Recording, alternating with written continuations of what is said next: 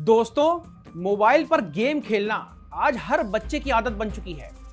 लेकिन जब यही आदत धीरे धीरे लत में बदल जाए तो नतीजा कितना खतरनाक हो सकता है, इसकी मिसाल है ये दिल दहला देने वाली खबर। लखनऊ के मोहनलालगंज से आई हुई इस घटना ने हर माँ बाप को झकझोर दिया है। थाना क्षेत्र के धनुवासाण गांव में रहने वाले सुरेश कुमार के 15 वर्षीय कक्षा 6 के छात्र यश कुमार ने फांसी लगाकर के आत्महत्या कर ली। पिता पेशे से किसान हैं। सोमवार को जब वो बैंक अपने पैसे निकालने के लिए गए तो उनके खाते में 10,000 रुपए भी नहीं मिले। पिता ने बताया कि उनका बेटा उन्हीं के मोबाइल से गेम खेलता था, जहां पर उसे करोड़ों रुपए का लालच दिया गया और वो फंस गया। यश की मां विमला और बहन गुनगुन का रो रो कर के बुरा हाल है। दोस्तों, यश कुमार, जिसे किताबों और खिलौनों की दुनिया में होना चाहिए था, वो ऑनलाइन गेमिंग के लालच में इतना ज्यादा उलझ गया कि पिता के बैंक अकाउंट से 1.5 महीने में पूरे 13 लाख रुपए हार बैठा। और जब सच्चाई सामने आने का डर हुआ तो उसने मौत को ही अपनी मंजिल समझ लिया। एक परिवार पूरा बर्बाद हो गया, एक माँ की गोद उजड़ गई और एक पिता की आंखों के सामने उसके सारे सपने चूर चूर हो गए। दोस्तों, ये सिर्फ एक घर की कहानी नहीं है, बल्कि हमारे समाज के लिए, हर घर के लिए एक चेतावनी है। यश की मौत एक हादसा नहीं है, ये उस खामोशी की चीख है जो बच्चों के दिलों में दब जाती है। वो खामोशी जिसमें वो अपने डर, अपनी गलती और अपने अकेलेपन को किसी से कह नहीं पाते हैं। और जब परिवार, समाज और सिस्टम उन्हें सुन नहीं पाता है तो वो हमेशा के लिए खामोश हो जाते हैं। आज सबसे बड़ा सवाल यही है, क्या हम अपने बच्चों को वक्त दे रहे हैं? क्या हम उनकी मोबाइल स्क्रीन के पीछे छुपी हुई दुनिया को समझने की कोशिश भी कर रहे हैं? या फिर हम अपने ही बच्चों से इतने ज्यादा दूर हो चुके हैं कि उन्हें अपने डर और कमजोरी का हल केवल मौत में दिख रहा है? जरूरत है कि हम जागें, बच्चों के साथ में बैठें, उनसे बातें करें और उनकी जिज्ञासाओं को और उनकी उलझनों को समझें। इसमें सबसे बड़ा सवाल यही आता है कि आखिर परिवार को क्या करना चाहिए।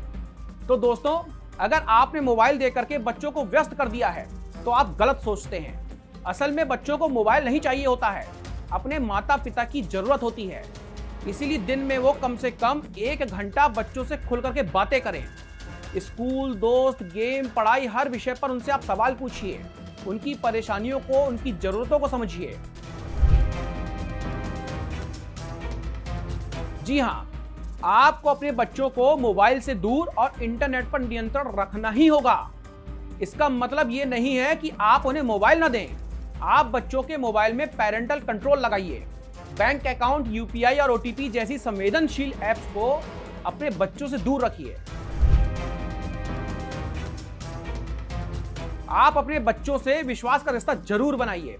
हर पल बच्चों को यह एहसास होना ही चाहिए कि अगर उनसे कोई गलती हो भी जाए तो वो डर करके छुपाए नहीं, बल्कि आपको आकर के बता दे।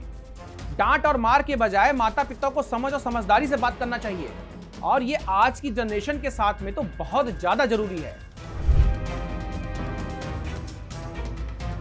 मेरी दृष्टि में ये कर्तव्य बहुत महत्वपूर्ण है, क्योंकि सब कुछ माता पिता की ही जिम्मेदारी नहीं है। ये कहां तक सही रहेगा? बच्चा क्या केवल माँ बाप से ही सब कुछ सीखता है? शायद नहीं। आपका बच्चा स्कूल, मोहल्लेदारी, समाज, टेलीविजन, इंटरनेट से ना जाने क्या क्या सीख रहा है। अच्छा, आप सोच करके देखिए, उस बच्चे ने करोड़ों रुपए की लालच में अपनी जान दे दी। उसे करोड़ों रुपए कमा करके इतनी उम्र में क्या करना था? क्या उसने सपने संजोए होंगे? उस नन्ही सी जान ने उसने अपने दोस्तों का रहन सहन देखा होगा। हो सकता है उसने अपने घर पड़ोस में चलती फिरती लग्जीरियस गाड़ियां देखी होंगी, लग्जीरियस लाइफ भी देखी होगी। या फिर हो सकता है कि स्कूल में साथी दोस्तों को कुछ दिखाने की चाह रही होगी। कोई बात तो रही होगी ना, जिसकी वजह से उसने समय से पहले ही सब कुछ पाना जरूरी समझ लिया होगा। इसीलिए समाज की इस बॉडी को जरूर आगे आना चाहिए और ऑनलाइन गेमिंग से होने वाले साइबर फ्रॉड के खतरे पर बच्चों को, उनके माता पिता को, सभी को अब अवेयर करने की जरूरत है।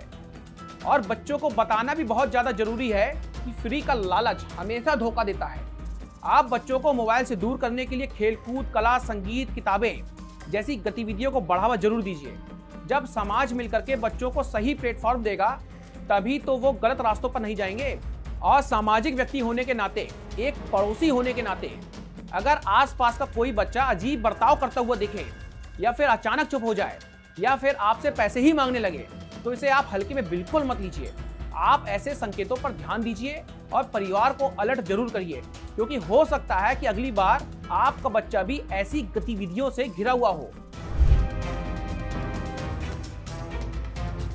अब आपने परिवार की जिम्मेदारी समझ ली, आपने समाज की जिम्मेदारी समझ ली। अब बारी आती है सरकार की जिम्मेदारी की। उन ऐप्स और ऑनलाइन गेम्स पर सरकार को रोक लगानी ही चाहिए जो बच्चों को झूठे इनाम और करोड़ों की लालच का झांसा दे रहे हैं। हर जिले में काउंसलिंग सेंटर और हेल्पलाइन होना बहुत ज्यादा जरूरी है, जहां पर बच्चे और परिवार तुरंत मदद पा सके। अगर आप यश होते तो सोचिए, आप इतना बड़ा कदम तो तभी उठाते ना जब सब जगह से आप हार गए होते। क्योंकि अगर आप माँ से बताते कि मैं पैसे हार गया हूं, तो हो सकता है वो आपको मारती जीवन भर सुनाती। अगर आप पिता को बताते तो वो आपको मारते पीटते कूटते और जीवन भर आपको एक अपराध बोध रहता। अगर आपके पास में सरकार के द्वारा स्थापित कोई काउंसलिंग सेंटर होता, जहां पर अगर इस तरीके की गलती हो जाए तो उनको जाकर के आप बता सके, तो शायद यश आज हमारे बीच में होता। क्योंकि हमें विश्वास होता है कि पुलिस उन गुनहगारों को पकड़ जरूर लेगी जहां पर मैं अपना पैसा हारा हूं, और मेरा पैसा मेरे पापा को वापस दिला दिया जाएगा। इसके अलावा ऑनलाइन सुरक्षा और डिजिटल साक्षरता को स्कूली पाठ्यक्रम का हिस्सा भी बनाया जाना चाहिए। बच्चों को साइबर अपराध और गेमिंग की लत से जुड़े हुए खतरे स्कूल स्तर से ही बताए जाएं, तो बच्चों को पता चल जाएगा कि मैं आज जो कुछ कर रहा हूं उसका अंत क्या होगा। दोस्तों, ऑनलाइन गेम्स की चमकदार दुनिया असल जिंदगी के कहीं अंधेरे में न बदल जाए, इसके लिए हमें कठोर कदम उठाना ही होंगे। यश अब कभी लौट करके नहीं आने वाला है, लेकिन उसकी ये आखिरी कहानी हमें याद दिलाती रहेगी कि बच्चे सिर्फ पैसों या फिर सुविधाओं से नहीं, बल्कि प्यार, ध्यान और समझदारी से पलते हैं।